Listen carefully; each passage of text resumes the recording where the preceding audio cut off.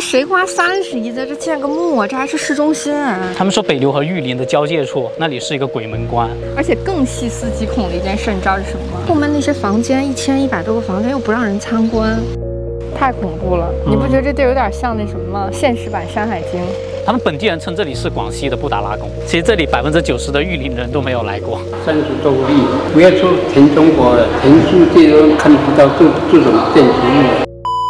我们现在就已经来到了云天宫。我们俩刚才查了一下，这个地方可是有点厉害。其实我现在有点不敢进去了。这个地方是一个台湾富商建的，因为私人不能建那么大的一个建筑，所以说它现在是政府还有私人一起承办。对，大家可以猜一下它的票价是多少？对，我们俩今天可真是斥巨资了啊，跑到这儿来。一张门票180元。没错。故宫才多少？故宫才60。待会进去看一下里面到底值不值。里面7点闭园。7点闭园。好的，谢谢你啊。你发现没有？它是台湾口音。发现了。对啊。它这还有这个垂花门。对。你记得我们上次看见这个是在哪儿吧？北京的四合院。对。哇，你看这个迎客松，好漂亮啊！天哪！哇，你看那里面全都是松树。对。哇，这居然还有个华表，不是那边还有一个，这一对儿，这是。天哪！一般人谁敢在家建这个华表啊？对啊。华表我们不是在天安门才看到有的吗？还有一个地方有，就2个地方。哪个地方？就是那个陵墓。哦，宫殿跟陵墓。对，就宫殿跟陵墓才能建啊。这私人能建的呀？不知道啊。好有王者之气啊，这里。哇，你看它这个雕工，上面还弹了条龙，看到没？一直到上面，然后上面还有祥云。哇塞！你看这周边的木雕，这里所有的木雕用的都是阿里山的桂木，就是来自于台湾的特殊的木种，也被称作神木的。这所有的木雕还有木质，所有的木材都是来自于阿里山，台湾的阿里山。给大家看一下，这整个庭院特别的奢华，特别的皇家园林的那种风格吧。所以说大家走进来一定要很小心，不要碰坏了任何东西。因为这里每一个东西都极其的昂贵造价，如果弄坏了的话，真的是赔得倾家荡产了。它这雕的也太精细了吧？对，你看连这个椅背这都是，那如意是不是像？对，如意。我跟你说，这些锦鲤可厉害了。怎么了？这锦鲤都是从日本运过来的。真的呀？真的。听说这一只锦鲤5000块钱哦。一条5000。1条5000。厉害吧？而且它这伙食费比咱俩一天伙食费都贵。5000一条的锦鲤长得是不一样哈。他们说这里收180元的门票，那么高的门票就是不想太多人来参观。啊，真的呀？至于为什么，晚点再给大家解释。哇，这棵树怎么这么好看啊？我跟你说，你千万不要小看这里的松树啊，每一棵都是价值不菲的。真的假的？就比如说这一棵松树，他们说是来自于日本的黑松。而且是请了专家来评估价的，1500万一棵。我天！就这一棵1500万。这个云天宫呢，是从92年开始，耗资了30多亿，修建到现在30多年了，还没有建完的，直到现在还在修建当中。然后呢，里面又是有多达1100多间房，那么多间房，到底目的是用来干嘛的？我也不知道，毕竟这里不是酒店。我听说这个台湾籍的富商，他是籍贯是玉林的，是吗？所以才会选择这么一块风水宝地。哦，那就说得通了。对啊，那感觉是不是找大师算过呀？这个地儿应该是。他们说北流和玉林的交界处，那里是一个鬼门关。所以我觉得他把这个宫殿修建在这里是有他的一个用意的。有可能。现在我们往这个庭院的正中心里面走过去啊，看看这里又有什么东西。已经看到了一个巨大的公鸡，这鸡的影子正好是一个中国地图哎，这么大个。然后背后还有个金马，还有一个金葫芦，然后旁边还有个金龟，不是金龟婿，太恐怖了。你不觉得这地儿有点像那什么吗？现实版《山海经》。就是现实版的《山海经》，好多奇珍异兽啊，排兵布阵。对啊，云天宫的大楼它是坐北朝南的，所以这个鸡头的方向它是东南的方向，是朝着台湾的。真的是哎，龙哥，你知道这为什么有个大葫芦吗？不知道哎。这其实它是个风水局，就好多那个富商，他们就比较信这种东西，然后他就会觉得金线吊葫芦是一个财富的象征，所以他们一般会在可能办公室啊或者公司在某一个地方设这样一个风水局。哦，你不说我还没看到上面有一根金线呢。对，那特意做的。哦，它就做成这种金线吊葫芦的一个形状。对。哇塞，这个葫芦也好巨大呀！超级巨大。这整个云天宫它是由2栋主要的主体建筑构成的。它最前面这个是6层楼高的，里面有个巨大的铜佛，然后在它背后呢还有一个21层楼高的建筑，就2栋楼那么大，看得到吗？背后那个特别高。所以说他们本地人称这里是广西的布达拉宫。其实这里90%的玉林人都没有来过。为什么我俩敢来这个地方？因为我们俩是2个阳气很重的人，一个生日在万圣节，对，一个生日在清明节，对，所以我们现在不怕这些有阴气的地方，完全不怕。对，我们现在申请一下拍航拍啊，因为这里的东西造价特别的昂贵，所以要签一份责任书，就是撞到它、损坏了它任何东西要照价赔偿的。看这些损坏到景区的物品，照价赔偿。龙哥，你按手印了啊？对，按了2个手印，小心点飞吧。现在把它拿出来。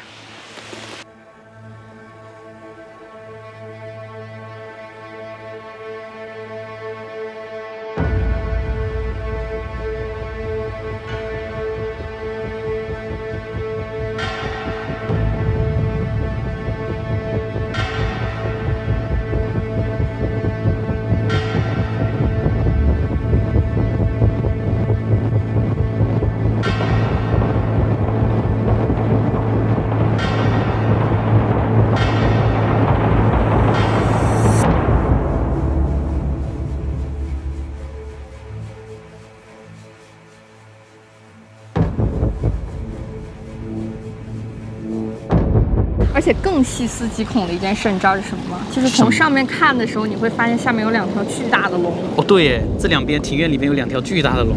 他们这样子的布局到底有什么深意啊？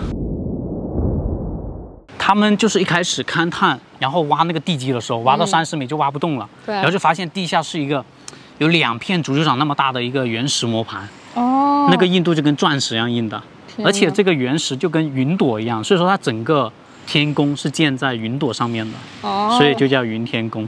真的有意思呢。对呀，想问一下，你们都是台湾过来的吗？对啊，我没有全部啦，有些是就部分。哦，老板是台湾的，就整个地方都是他建的。对，就台湾人建的。哦，他花了多少钱啊？这里那么建的好花，很难算哦。不知道怎么说，还在做啊。还在建造。对啊。你是台湾哪里？是台湾台北。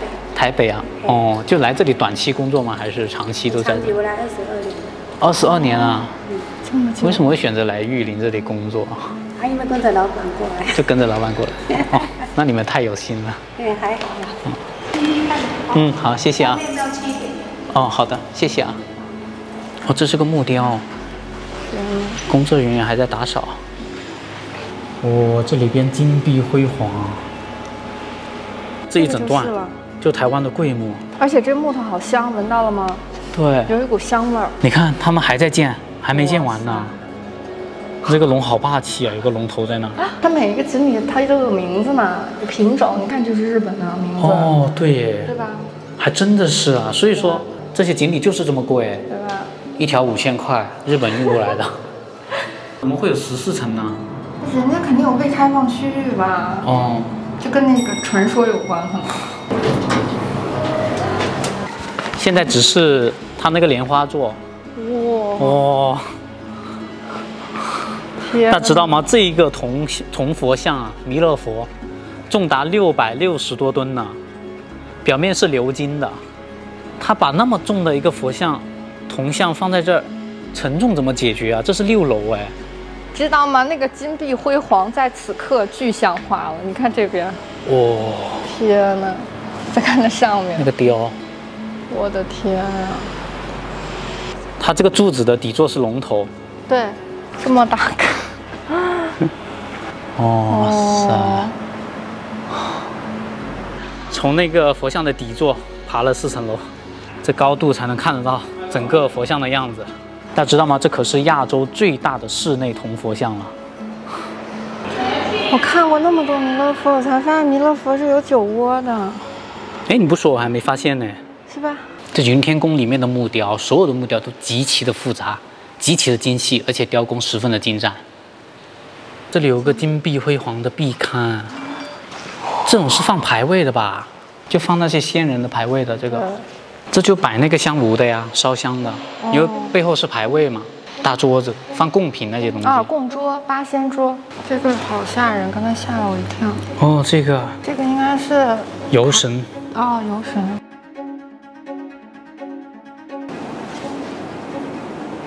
为什么越走进来越阴森啊？这边你看这里好多这种民俗的服装。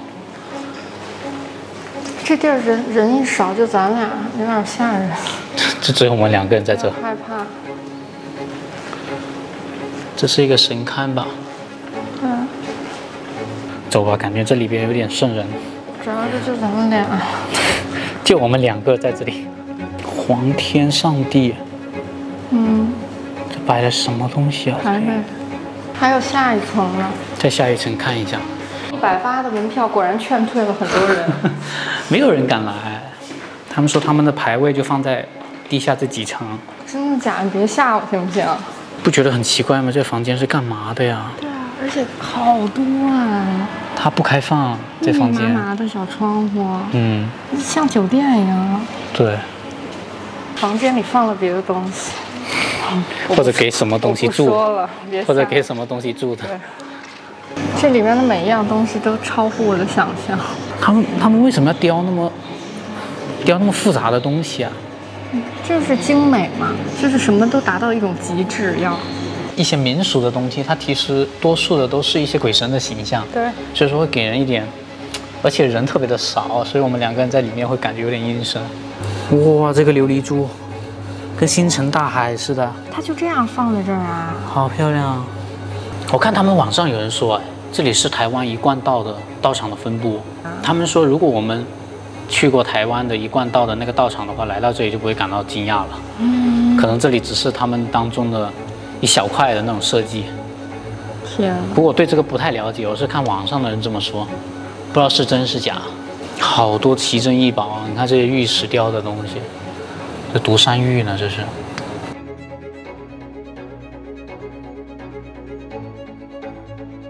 我们现在参观完了，其实我在想，它建这个东西的目的到底是什么呀？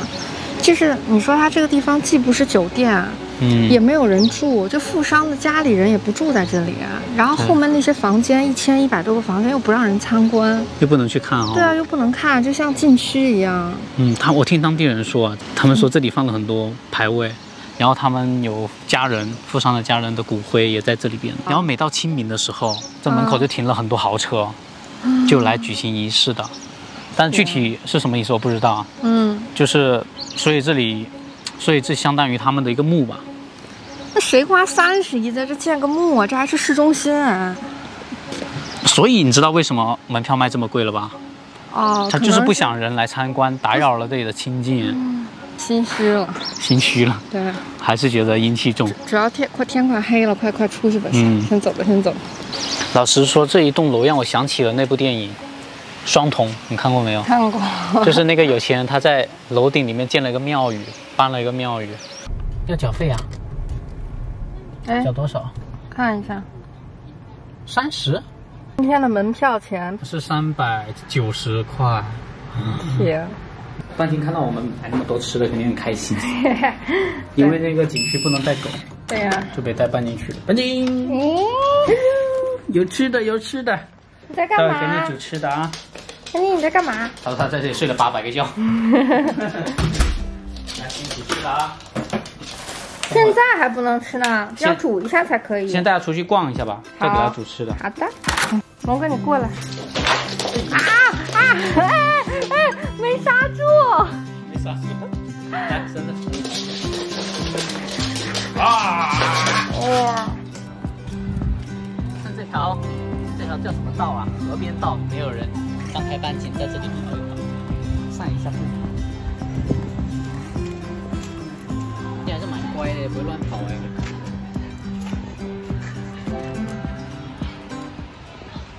到哪儿都得巡逻一下。而且这河道好暗啊，它没有装什么灯。然后我们昨天晚上去逛的那条夜市街也特别的暗。他在等，我们不走远，他也不走。对呀，他在等我们。今天大餐好了。怎么给他吃啊？少给他吃。如果它吃的话，它可能会直接咬出来，对不对？掉出来了，半截。他肯定心想：你别那么多废话。那就拿着给它吃喽。拿着给它吃吧，不然它又要叼出来。哇！所以鸭胗太大块了。不大，吃完了。嗯？怎么可能大？那个吃块蛋，很有嚼劲的那个肉。吃块鸡胸吧。哎，娘娘。来，再来吃块这个。再吃块鸭胗。你太低估它的鸭胗太脆了，咀嚼力了。哎呦，它那个汁掉地上了。那我来给它扫一下。等一下，它应该是很喜欢吃鸭胗的。对。下次多给它买鸭胗吃。是不是？因为很脆，而且又没有肥肉，还挺健康的感觉。哇，好脆，是吧 ？OK， 半斤的晚餐完成。那明天我们就带半斤去市圣顶，带他去户外玩一下。我们最近在东兴、在玉林都是在城市里边，得带他去体验一下大自然，不然这周边都没好地方让他跑的。OK， 我们明天见各位，拜拜。